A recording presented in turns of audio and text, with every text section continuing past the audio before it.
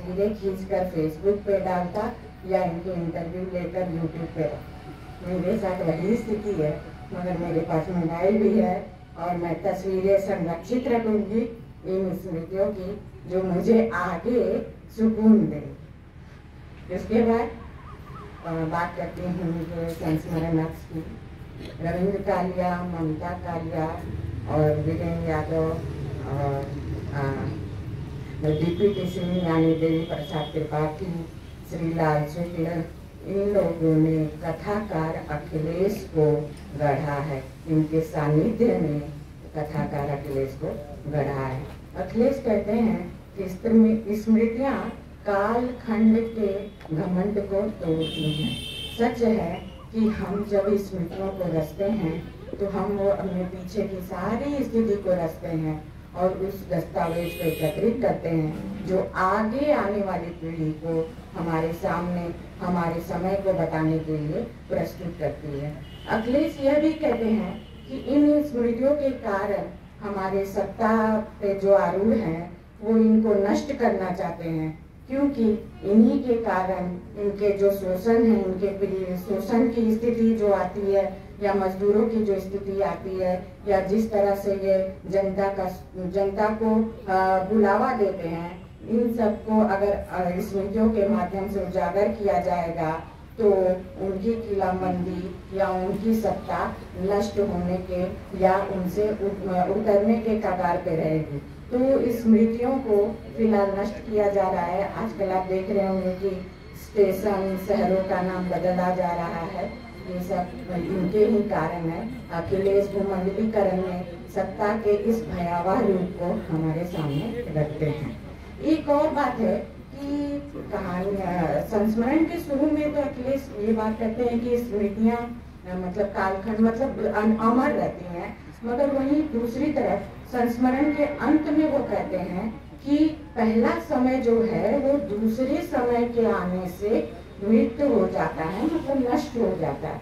तो ये दो द्वंद्व मुझे दिखाई देते हैं, दो विचार मेरे सामने आ रहे हैं, तो इससे मैं कॉन्टेक्ट नहीं कर पा रही हूँ। बहरहाल अखिलेश ने ये भी लिखा है, बेरोजगारी के दिनों में जब वो अपने मित्रों के साथ जा रहे थे तो एक संस्मरण में एक दरअसल संस्मरण बहुत मजेदार चीज होती है। वो हमें बहुत मतलब अच्छा लगा मुझे कि वो ट्रेन में जब जा रहे हैं तो अपने मित्रों के साथ, तो उसमें से एक चिल्ला कर कहता है जब टीटी टिकट मांगता है कि तुम मुझसे टिकट क्यों मांग रहे हो, बेरोजगार, एक तो हम बेरोजगार हैं, नौकरी तो दे नहीं पा रहे हो हमें और हमसे टिकट मांग रहे हो।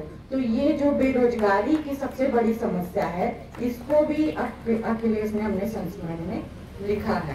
साथ ही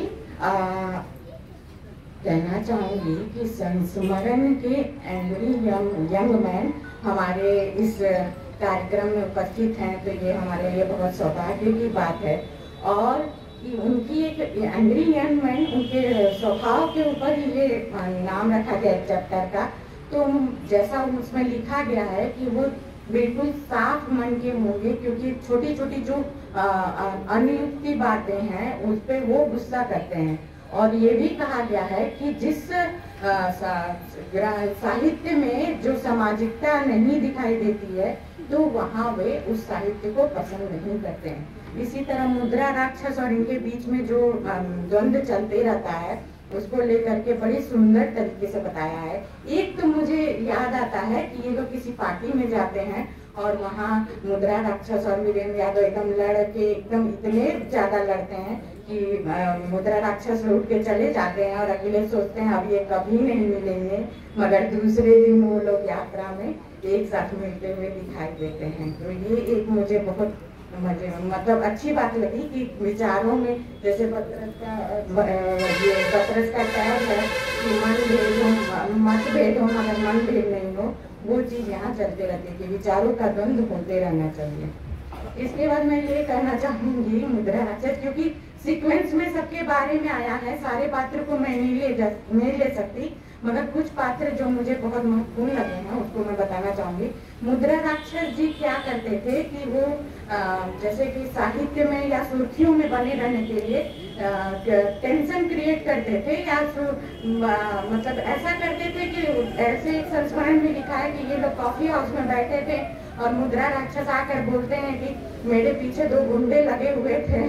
तो अखिलेश उस समय बोलते हैं हम शुरू में थे बहुत सीधे साधे थे, तो हम तो एकदम ताव में आ गए कि हाँ कहाँ गुंडे हम मार रहे हैं। मगर ये एक मतलब सुर्खियां बटोरने का एक उनका टेक्निक था।